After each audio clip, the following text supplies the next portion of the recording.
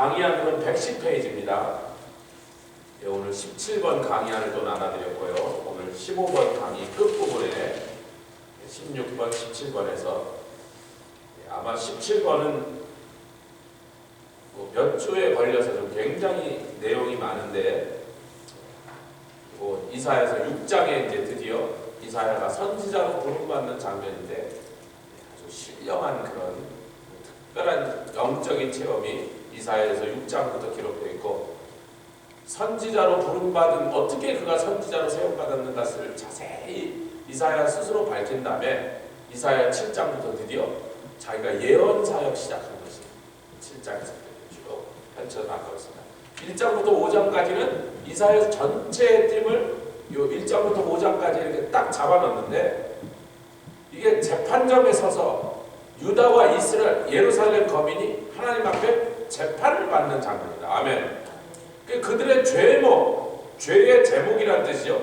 죄목을 먼저 분명히 법정에서 선고를 하시는 거예요. 무슨 죄를 졌냐? 그리고 그 죄는 어떤, 그러니까 율법이죠. 근데 보통 세상 헌법에 의하여, 법에 비춰서, 법령에 비춰서 이들이 어느 법령을 어겼느냐, 이것을 하나님 밝히시는 장면이 이사야서 5장의 장면입니다. 아멘. 그래서 이제 앞에는 포도원 얘기를 하시다가, 그걸 이제 뒷부분에 우리 오늘날 읽은 13절부터는 그 뒷부분에 이제 딱 정리해서 이제 드디어 선고하시는 거예요. 그래서. 아멘. 그래서 유다와 예루살렘 거민의 죄를 세 가지로 크게 요약해 보니까 110페이지 제일 아래 1번 보니까 하나님만 의지하여야 됩니다. 아멘. 근데 그 말은 하나님만 의지하고 다른 어떤 대상도 의뢰하지 않아야 되는데, 3장에서 그걸 열거하셨죠. 용사도 의지하고 50부장도 의지하고 양식도 의지하고, 그게 다 의지할 만한 것들인데도 하나님 한 분만 의지했어야 된다. 또 예레미야에서는 내가 너희의 죄를 두세 가지를 얘기할 건데, 그러면서 생수의 근원이 된 나를 버린 것과 터진 웅덩이, 그 웅덩이는 물탱크라 했어요. 물탱크가 터졌는데 그걸 모르고 열심히 물 담아놨다고 자기는 꽉 채웠으니까 이제 염려 없어. 가뭄이 와서 적군이 와서 성이 포위돼도 그거 퍼다 먹으면 돼 그랬는데 나중에 가서 마셔야 될 때 탁 보니까 다 새 나가고 없더라고요. 황량한 일이 벌어지죠. 두 번째는 이웃을 학대하며 가난한 자를 압제하는, 거기에 대해서 이제 가옥에 가옥을 연하고 계속 말씀해요. 사람이 집 두 개면 두 집에서 오늘 밤은 이 집에서 자고 내일 밤은 저 집에서 자고, 미친 짓 아니에요. 미친 짓. 한 집에 집은 하나밖에 필요 없는 거예요. 물론 좁은 집, 큰 집, 차이면서 멋있는 집, 좀 약간 허술한 집, 그래도 집 두 개 가지고 미친 짓이란 말이에요. 아멘 합시다. 그런데 집을 두 개 가졌다는 건 뭐예요? 욕심이 나는 거죠. 토지는 뭐예요? 전토에 전토를 이어서, 그래서 어떻게 하게? 다 쫓아내고 자기 혼자 살겠다는 거예요. 혼자 살면 망하는 거예요. 저희는요, 저희 집에 좀도둑이 전쟁이 한 번도 없어요. 근데 옛날에 저희가 사택에 살 때는 한 번도 도둑을 맞은 적이 없어요. 들어와봐야 훔쳐갈 것도 없었는데, 우리 아버지 책이나 2만 권 이렇게 있지, 책들이, 신학책 누가 들고 가세요? 이렇게 두껍고 무겁고 재미없는 책들. 그게 되게 비싼 거거든요. 그 신학책들이 굉장히 비싸갖고, 그 한 권 한 권 사시면서 우리는 밥을 굶는 거예요. 아버지 책 사시느라고. 돈만 생기면 책 사고, 우리는 김치 쪼가리 넣고 밥 먹는 거야. 근데 보통 사람이 그거 훔쳐가서 뭐하면서 엿장사 좁아에 엿 두 가닥밖에 안 준다고 해요. 누가 가치를 압니까? 필요합니까? 누가 삽니까? 그 신학책을. 지금도 제가 한 2만 권까지는 안 되고 한 6, 7천 권 정도 되는가? 살 때는 되게 비싸게 주고 산 거예요. 미국에서 한국 책을 사니까 더 비싸지. 미국 책도 마찬가지고. 하여튼 제가 사는 책은 다 비싼 책이에요. 왜 몇 권 못 팔아먹으니까 일단 비싸게 만드는 거예요. 근데 저거 누가 훔쳐가요? 아무도 없는데. 사택에서 살 때는 한 번도 도둑을 안 당했거든요. 근데 저희가 사택이 아닌 일반 집에 가서 살 때는 3번 도둑을 당했어요. 옆집에 사람이 사는 게 좋아요, 안 사는 게 좋아요? 그래, 집집마다 누가 살면 그 동네 도둑이 잘 돌아다니기가 힘든 거야. 이 집에 뭐 훔치켰나 들여다봐도 옆집에 또 할머니가 또 밤에 안 주무시고 이렇게 깨어 계신 할머니가 있거든. 푸시락 소리 나면 뭐야 그러고 나가보면 야 저분 누구냐 이렇게 되는데, 옆에 집들이 다 아무도 안 살면 도둑대가 들끓는 거고 들짐승이 들끓는 거고 뱀이고 쥐고 우글거리는 거야. 근데 인간은 그렇게 생각하지 않고 옆에 형제가 살고 이웃이 사는 것이 훨씬 더 좋은데, 아멘. 그 말이 뭐예요? 더불어 사는 게 좋은데, 아멘. 다 쫓아내고 자기 혼자 살겠다는 거예요. 그러면서 날마다 그렇게 모은 재산으로 형제들에게 희년이 되면 돌려줬어야 되는데, 이런저런 방법을 써서 재판장에게 뇌물을 매기고 무슨 동네 군수한테 뇌물 먹이고 해서 하나님의 법을 지키지 않고 다 쫓아내고 재산을 불리더니 그거 갖고 포도주와 독주를 섞고 연회를 열어서 날마다 파티를 하면서 그거 하는 일에는 온 세심한 주의를 다 그래서 이 연회 부족하면 캐비아, 요즘으로 치면 캐비아, 샴페인을 막 갖다 깔고 악단을 불러다가 파티를 하면서 여호와의 행하시는 일에는 관심이 없다. 우리 주님이 베드로에게 이게 신약의 짝한 말씀이에요. 베드로에게 사탄아 내 뒤로 물러가라. 내가 하나님의 일을 생각지 아니하고 사람의 일을 생각하라. 왜 예수님 보고 십자가 지지 말라요? 자기네들의 인간적인 욕심을 채워달라고.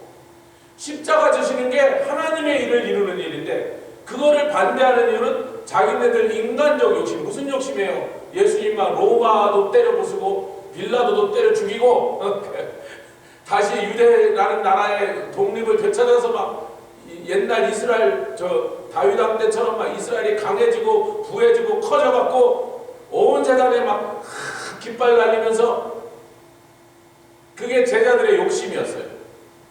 나쁜 일입니까? 사실은 좋은 거예요. 아니 자기네 나라가 독립해서 잘 살기를 원하는 게 그 자체가 나쁜 건 아닌데 하나님의 일을 생각하지 아니었어요. 아멘. 그러니까 여호와의 행하시는 일은 신경도 쓰지 않고 관심도 없고 자기들 배를 채우는 악한 일을 하더라고요. 이웃을 학대하며 가난한, 이게 두 번째 죄입니다. 세 번째는 역시 이제 우리가 아직 가지 않았지만 이사야서 40장부터 47장 사이에 여러분 성경에 한 주제를 8장 동안에 써놓은 것은요, 제 기억에 성경에 그런 데가 없어요. 한두 장마다 이렇게 중심 주제가 바뀌거나 스토리가 바뀌거나 다른 동네 얘기를 하든지 다른 백성 얘기를 하지 한 가지 주제를 8장을 계속 써놓은 일은요, 제가 기억하기에는 이사야서 40장부터 47장 8장에 걸쳐서 우상숭배의 어리석음과 그 우상숭배를 통하여 하나님의 이 분노가 왜 일어나시는지를 8장 동안 것을 묘사하고 있습니다. 하나님 우상숭배를 우리말 되게 미워하십니다. 가장 미워하시는 우상숭배. 근데 우상숭배만 얘기하시지 않고 그 우상숭배에 비교해서 반대로 하나님의 백성들이 믿음으로 하나님만을 붙잡고 구속자 예수 그리스도를 통하여 주신 하나님의 구속을 붙잡고 의지하면 영광을 보리라. 아멘. 하나님의 영광에 찬송에 동참하리라. 그 얘기가 우상숭배와 함께 하나님의 영광과 찬송을 같이 둘을 비교하여 우리에게 제시하고 있는 게 이사야서 뒷부분이야. 근데 이제 그 뒤로 가면 갈수록 그 내용이 더 후세 얘기를 하고 더 넓은 온 세계와 심지어 온 우주까지 다 넓어져 갖고 확대된다, 이런 얘기들을 우리가 이사야서에서 나눴습니다. 할렐루야. 이 세 가지 죄목이 하나님의 법정에서 이것이 유다와 예루살렘을 하나님이 철저하게 심판하여 멸망시키게 하는 그들의 죄의 제목이 되었다. 아멘. 제가 이걸 반복하고 또 반복하는 건요, 그냥 읽으면 그게 딱 캐치가 안 돼요. 하도 여러 사람 얘기를 하고 여러 나라 여러 사건 얘기를 하면서 막 또 나오고 이 얘기가 나오니까 이사야서를 66절 그냥 읽으면 그게 탁 튀어나오질 않는다. 우리가 아주 뇌리에 새기도록, 아주 심령에 새기도록 제가 이 얘기를 매 시간마다 다시 방송하고 있습니다. 그러고 보니까 세월이 2800년이 지났는데, 여러분 이사야가 이 말씀을 받았을 때부터 지금 2800년이 지났거든요. 오늘날도 하나님이 교회를 심판하신다, 아니면 예수 믿는 기독교인들 심판하신다 할 때, 그 심판하실 때 죄의 제목이 뭘까 보니까 똑같아요. 뭐 별로 달라지지 않았어요.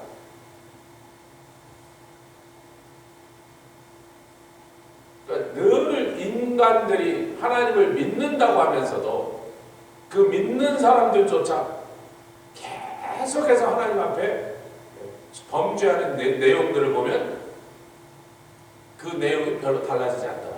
시대를 넘어서서, 민족을 넘어서서 인간이 하나님 앞에 범죄하는 일이, 특히 믿는다고 하는 성도가 하나님 앞에 범죄하는 일이, 요 세 가지 내용에서 뭐 다 거기서 그 얘기예요. 대동소이하는. 오늘날도 우리가 보고 있는 거죠. 자, 111페이지로 넘어갔습니다. 111페이지 밑에 골뱅이를 보면 이렇게 하나님께서 이스라엘, 즉 이스라엘은 당신의 친백성을 가리키는 말씀이죠. 사실 여러분, 이스라엘은 굉장히 사랑스러운 대상을 향한 애칭입니다. 나의 공주 같은 사람들, 이런 뜻이에요. 이스라엘, 하나님의 공주같이 여기는, 귀히 여기는 딸이다, 이런 뜻에서 한 나라 이스라엘을 붙였는데, 그렇게 귀히 여기시고 정말 예뻐하시는 하나님의 친백성들을 법정에다 세웠단 말이에요.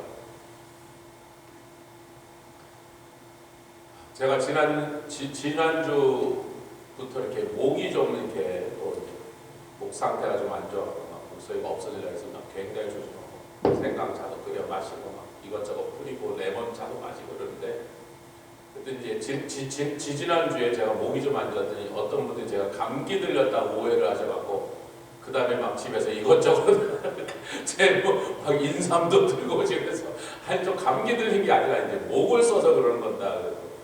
뭐 하여튼 갖고 왔으니까 드시라 그래서 이거 주신 것들 막 하여튼 갖고 오셨으니 어떻게 이렇게 맛있게 먹고 있는데, 선교 가서 강의할 내용들과 또 사순절 나눌 말씀들과 이사야서 강의로 해서 하루에 뭐 하여튼 평소보다 이제 좀 엑스트라로 2-3시간 더 앉아갖고 너무 오래 앉았더니 정말 허리가 아프고 막 엉덩이가 막 짓무르고, 평생 그런 일 처음 봤어요. 이게 나이가 들어서 그런 건지 아니면 요즘 제가 너무 오래 앉아있었는지 잘 모르겠어. 하여튼 하루에 한 8시간은 앉아서 이제 연구를 하는 것 같으니까.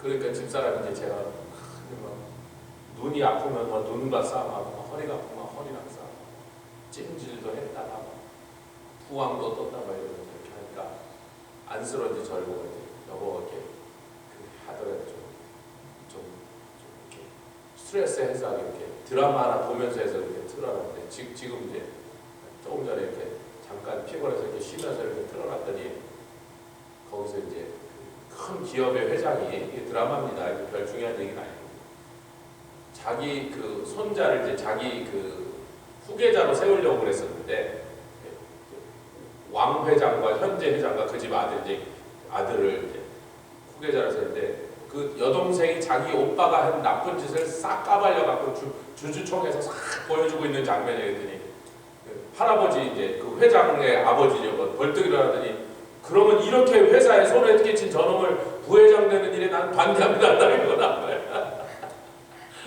하여튼 뭐 졸다가 깨서 뭔 장면인지 모르고 그냥 보니까 그러고 있는 거예요.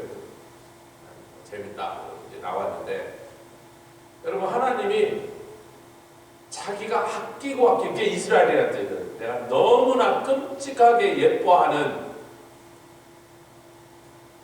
자식 중에서도 정말 더 예뻐하는 자식이라는 그런 뜻입니다. 법정에 세웠어요. 여러분, 그럼 벌써 뭐예요? 이거 지금 큰일 난 거야. 나를 제일 이뻐해주는 그분이 나를 법정에다 세워버렸다. 그동안 무진장 화가 나셨다. 그리고 굉장히 여러 번 참으시고 경고하시고 사정하시고 아멘. 제발 좀 사람 되라고 했는데도 이놈이 계속 개망난 짓을 하니까 할아버지가 나라 저놈 부회장 안 된다고 주주총회에서 난 반대입니다. 그분이 제일 큰 대주주니까 그분이 반대하니까 뭐 부총회장 부회장 되려 그룹의 부회장 되려다 그냥 탈락. 집에 와서 밥 먹어서 씩씩거리는지 할아버지 쳐다보면서 이 인간이 그럴 수가 있냐 배신했다. 여러분 지금 그 얘기예요. 하나님께서 당신의 친백성을 법정에 세웠어요. 그리고 그들의 죄목을 낱낱이 열거한 것입니다. 하나하나 까발리고 그리고 그 까발린 그 죄목이 왜 죄냐 하는 것을 하시면서 여러분 말씀으로 봅시다. 요게 중요한 거예요. 뭐 여러 가지 얘기를 했어요. 뭐 내 백성은 무지하고 뭐 음부가 욕망을 내고 또 뭐 의인을 악하다고 선한 자를 악하다고 흑암을 광명으로 삼고 광명을 흑암으로 삼고 이거면 정말 미친 짓만 한 거죠. 까만 걸 하얗다 그러고 하얀 걸 검었다 그러고 뭐 한국 같으면 북한의 김정은을 막 찬양하고 윤석열을 막 욕하고 중국을 막 떠받들어 막 중국은 태산이고 우리는 막 이런 거고 미친 소리만 한 놈들이란 말이에요. 그런데 이들이 이렇게 한 행동이 나쁜 거다라고만 말하고 그것이 무슨 법 조항에 근거하여 그것이 죄라는 것을 밝히지 않으면 법정에서는 그 사람들 무죄됩니다. 뭐 헌법 몇 조 몇 항에 이 사람이 한 그 행동은 죄다 이렇게 대줘야 되거든요. 그럼 한번 그게 뭐냐 보면 24절 읽겠습니다. 시작. 이로 인하여 불꽃이 그루터기를 삼킨 것. 같이 읽읍시다. 시작. 이로 인하여 불꽃이 24절 시작. 이로 인하여 불꽃이 그루터기를 삼킨 같이 마른 풀이 좀 크게 좀 읽으세요. 내가 안 읽는 것 같으니까 자꾸 시키는 거야. 24절 시작. 이로 인하여 불꽃이 그루터기를 삼킨 같이 마른 풀이 불 속에 떨어진 같이 그들의 뿌리가 썩겠고 꽃이 티끌처럼 날리리니 그들이 여러분 보세요. 왜 그런 일이 일어날 거냐면 하면서 여러분 율법에는 613개 조항이 있습니다. 율법 법에 613개 조항. 이게 죄다 이게 죄다 게 613개가 있어. 아멘. 하지 말라 360개 하라 뭐 200 몇십 개 그래서 합치니까 613개인데 여러분 이스라엘 애들을 그 613명의 뭐 형법 몇 조 몇 항 이렇게 말해야 되는데 하나님이 다 한꺼번에 이렇게 말씀해요. 이놈들은 율법의 한 가지 두 가지 요 조항 저 조항을 어기는 게 아니라 아예 율법을 내다 버렸어요.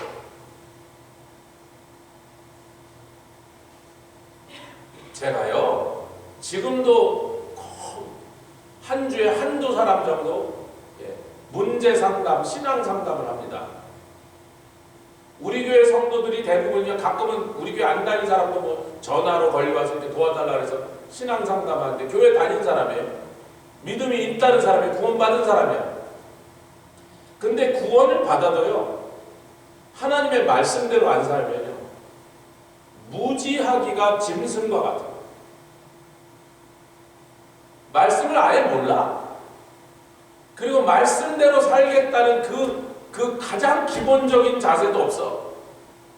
그래서 날마다 자기 딴에는 잘했다고 했는데 인생을 엉망으로 해놓고 자기 딴에는 선하게 살았다고 하는데 하나님 보시기엔 짐승처럼 살았어. 왜? 말씀을 내가 버렸단 말이야.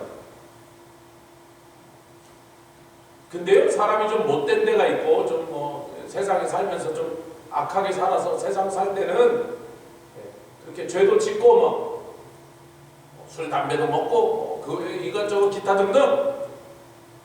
근데 어느 날 그 사람이 예수님을 믿고 아멘 하나님의 은혜 가운데서 그 다음에 말씀을 읽다가 내가 여태까지 이렇게 세상에서 악하고 죄 짓고 살아서 여러 가지 죄에 대한 심판도 받고 고난도 겪고 했던 것은 내가 하나님의 말씀대로 살지 않았기 때문이다. 요걸 깨달은 사람은요 그 다음부터 이제 애쓰는 거야. 이 말씀을 읽고 아멘 그 말씀대로 순종을 따라가려고 노력하고 그러다 보면 시간이 어느 정도 지나면 인생이 확 달라지기 시작하는데 뭘 붙잡고 가는 거야? 말씀을, 가르침을 따라서 붙잡고 가는 거야.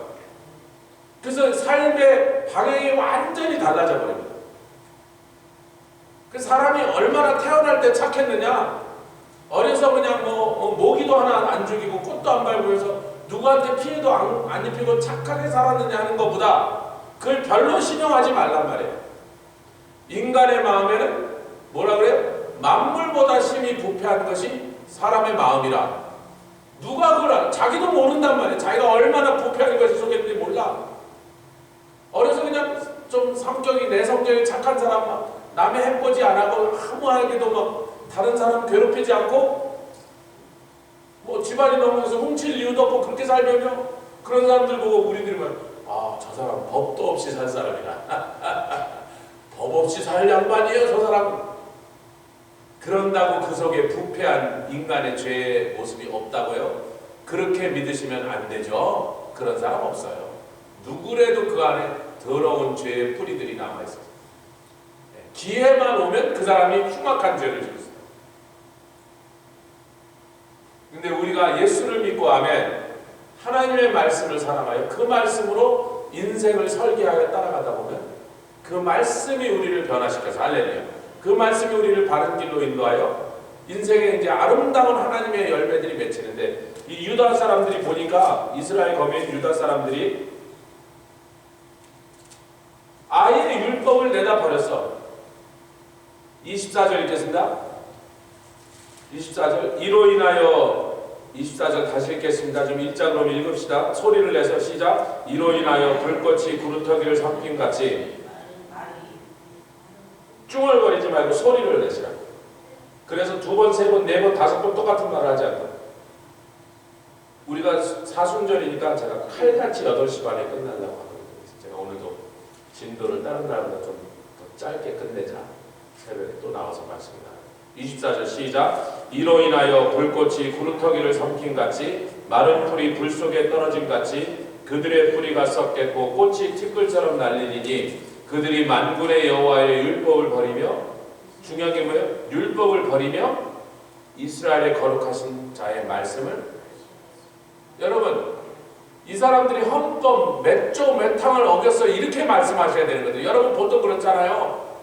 검사가 이 피고는 헌법 몇 조 몇 항에 의거하여 이런 조항을 어겼습니다, 이래야 되는데 613개나 있는 율법의 조항을 얼마나 다양하게 그냥 종합적으로 어겼으면, 얘네들은 율법을 지키다가 그 중에 몇 개를 어긴 게 아니고 아예 내다 버려서 그랬어요.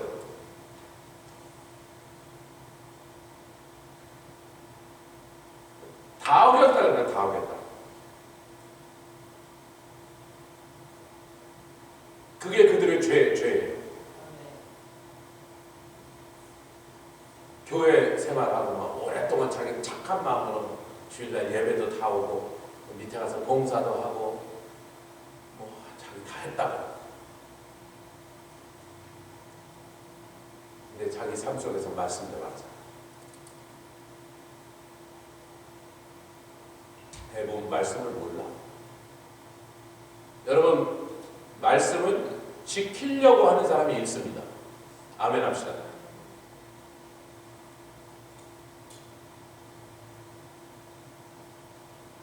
주일날 뉴스그룹이 처음으로 하브루타를 이제 우리 교회에서 처음으로 공식적으로는, 제가 그동안 좀 연습 라운드를 해봤는데, 옛날에 청년부 예배 영어덜트 미팅에서 몇 번 해봤는데 잘 안 되더라고요. 이번에 중고등부를 앉혀서 했는데 녹음을 해가지고 제가 그 녹음 파일을 받아서 한번 들어보고 있어요. 웨스하고 필립이 인도에서 나중에 하는 거니까 상당히 아이들이 적극적으로 참여했다. 할렐루야. 그런데 계속 그래, 그건 참 좋은 일인데, 이 하브루타는 원래 유대인들은 율법의 말씀, 이제 모세오경이죠. 창세기부터 신명기를 깡그리 다 외운 애들. 그래서 성인식 바미츠바를 통과한 애들만 하는 거야. 근데 우리 애들은 말씀을 그만큼 안 읽었단 말이야. 그러니까 하브루타를 하는 동안에 계속해서 애들에게 말씀을 읽어야만 이게 유용하고 그만한 성과를 얻을 수 있다는 것을 계속 강조해서 말씀을 읽게 해라. 그 다음에 이게 어느 정도 되면 그 다음에 교육에서 의논하기를 주일학교까지 확대하겠다. 근데 하여튼 이 하브루타를 제대로 하려면 말씀을 알아야 돼요. 말씀을 모르면 하브루타 자체가 의미가 없는 거예요. 그냥 앉아갖고 잡담하는 거나 비슷하게 될 수 있다는 거예요. 왜? 말씀을 통하여 모든 결론을 얻어내는 거니까. 그러니까 저절로 말씀을 열심히 읽을 수밖에 없도록 그렇게 유도하고 있다는 거예요. 아멘.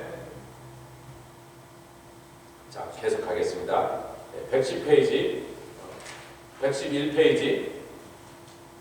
하나님께서 복을 주셨고 언약을 주셨고, 그런데 그 맺은 언약, 그저 율법이죠. 언약이 율법이고 율법이 언약이니까 우리를 지금 성경이죠. 그 언약을 내다버리고 하나님의 율법을 멸시하는 자가 되었으니 그냥 하나님 미워하시는 짓을 골라골라 하고, 하나님 그렇게 싫어한다는 게 뭔지도 모르고 막 날마다 삶 속에서 그 율법을 어기며 살고 있으니까, 그리고 하나님이 하라고 하는 건 하나도 안 하고 하더라도 그냥 형식상 종교 행위만 하면서 하는 척만 했다 그런 뜻이에요. 마음은 없는데 하는 척.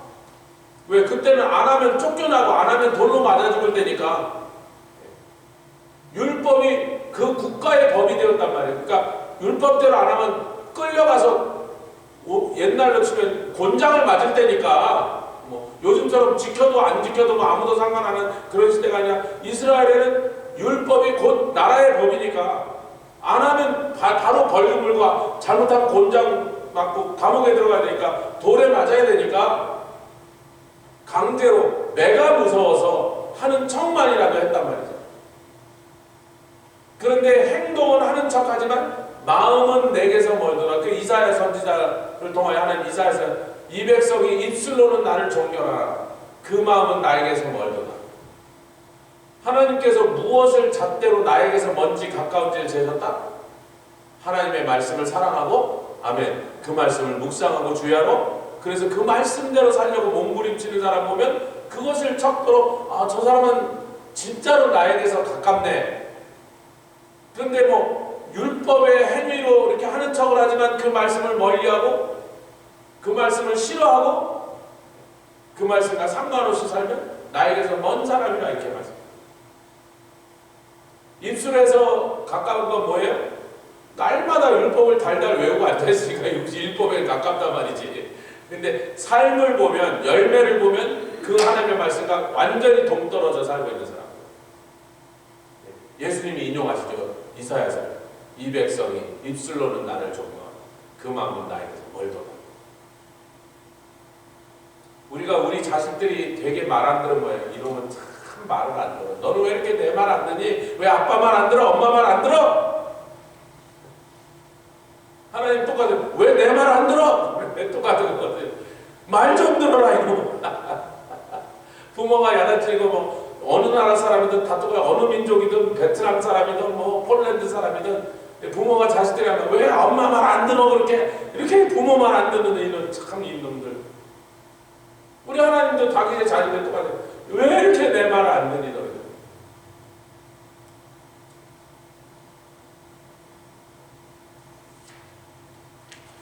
그래서 언약을 어기고 하나님의 말씀을, 율법을 멀리하는 이 백성들을 향하여 바로 하나님이 치시면 여러분 이렇습니다.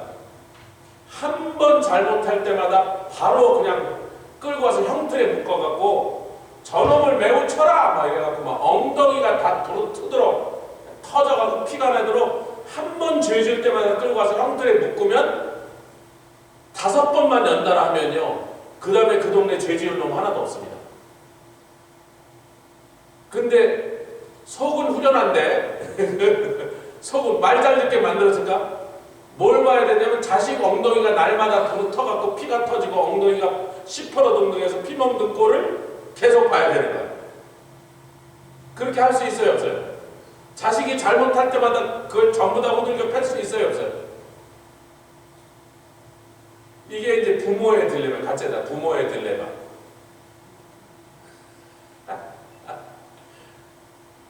잘못할 때마다 갖다 호들갑 팰 거면 간단해요. 근데 내 자식이 상해야 되는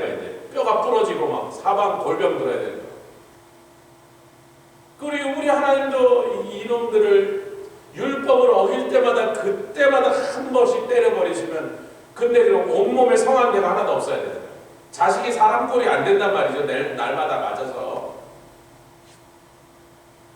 여러분 어느 게 나세요? 막 온몸에 멍들고 막 사방에 막 두들겨 맞아갖고 막 이렇게 해갖고 막 붕대 감고 다니게 해서 근데 말은 잘 들어 걔가. 아니면 매질을 안 하고 어떻게든지 말로 다스려고 했더니 이놈이 잘못하고 계속하다 나중에 끌려가서 막 감옥까지 가는 범죄자가 되는 게 어느 게 나았어요. 둘 다 괴로운 거지. 부모의 마음이 그래서 썩어 문드러지는 거예요. 자녀들을 낳아서 키워본 분만 암에 안 낳은 사람거든요.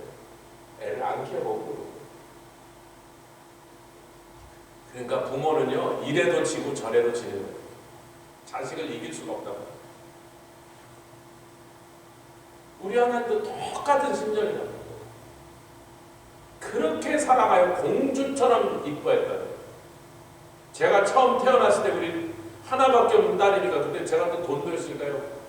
저 플러싱에 있는 이 어린이 백화점이라는 데인데 거기 가면요 비싼 옷들은 전부 불란서에서 수입한 거고 고다음 비싼 게 이태리 수입한 옷이고 세 번째가 미국 옷이고 제일 그러지고 싼 거 중국제 이런 거 팔지도 않았어요. 첫 딸이니까 막 전부 막 불란서제 이태리죠. 맵시도 나고요. 얼마나 앙증맞고 입고. 애는 별로 안 이쁜데 옷은 되게 이뻤어요. 머리털도 뭐 이렇게 등점도 좀 나고 그러거나 말거나 하여튼 모자도 제일 비싼 거, 옷도 제일 비싼 거, 융보차도 제일 비싼 거. 그 사람도 내가 되게 부자인 줄 알아. 아니 뭐 그때 돈이 좀 있었거든요. 저기 장사하던 끝이니. 얼마나 주세요 아줌마. 아, 이것도 예쁜데. 아 그것도 주세요. 최고급 옷만이 최고. 그때 제가 목회의 길로 들어오기 전입니다. 그러니까 돈 좀 있는데 하나밖에 없는 차이. 뭘 안 해주겠냐. 진짜 공주처럼 이뻐하면서 키워.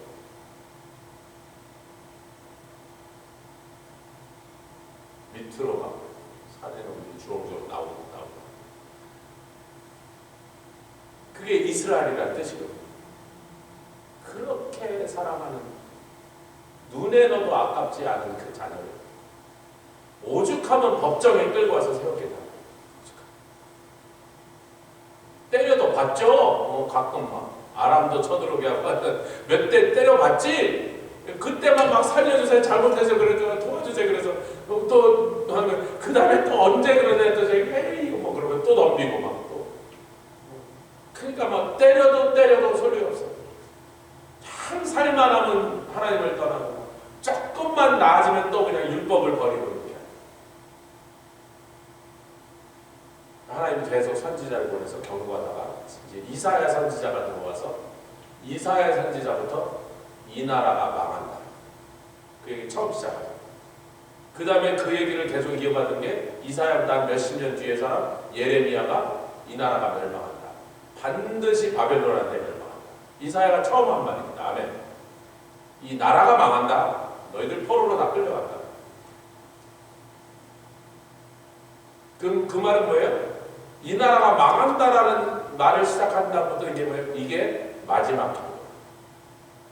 그동안 한 대 때리면 잘못해서 그랬다가 또 살만한다. 그러고 또 딴짓하고 또 한 번 터지면 또 아유 하나님 용서해주세요. 그러고 딴짓을 몇백 년을 했는데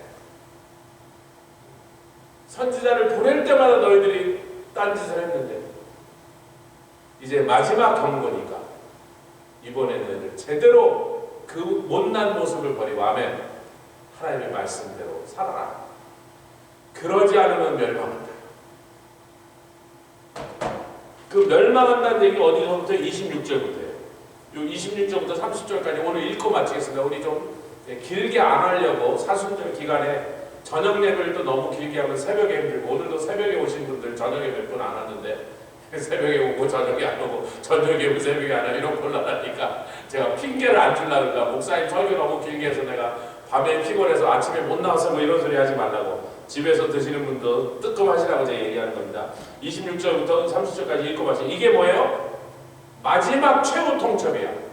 이제 너희가 회개하지 않고 내 말씀으로 율법으로 돌아와요. 내 뜻대로 살지 않으면 내가 얼마나 너희들을 세게 때려갖고 철저하게 멸망하게 할 건지. 이게 뭐라고요?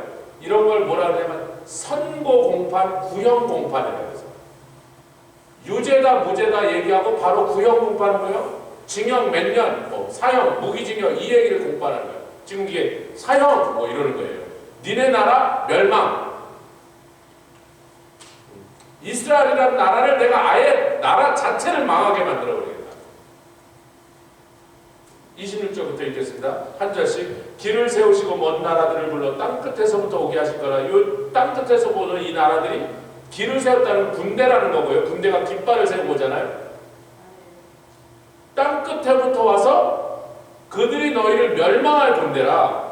보라, 그들이 빨리 달려올 것이다. 27절. 그 중에 곰핍하여 넘어지는 자도 없을 것이며 조는 자나 자는 자도 없을 것이며 그들의 허리띠는 풀리지 않으며 그들의 신들면은 끊어지지 않냐며 그들의 살은 날카롭고 모든 활은 당겨졌으며 그 말굽은 부싯돌 같고 차바퀴는 회리바람 같을 것이며 그 부르짖는 것은 암사사 같을 것이요 그 소리 지르면 어린 사자들과 같을 것이라. 그들이 부르짖으며 물건을 움키어 염려 없이 가져가도 건질 자가 없으리로다. 30절. 그날에 그들이 바다 물결 소리같이 백성을 향하여 부르짖으리니 사람이 그 땅을 바라보면 흑암과 고난이 있고 빛은 구름에 가려져서 어두리다. 이것이 이스라엘이 완전히 멸망하는 것이 이사야가 죽은 686년이 이사야가 죽은 해인데 정확하게 100년 후 586년에 일이 예루살렘이다. 성전이 불타고 왕과 왕족들이 포로로 끌려가고 시달기와 눈이 뽑히고 자기 자식들이 죽는 걸 보게 한다면 그 다음에 눈을 빼버렸습니다.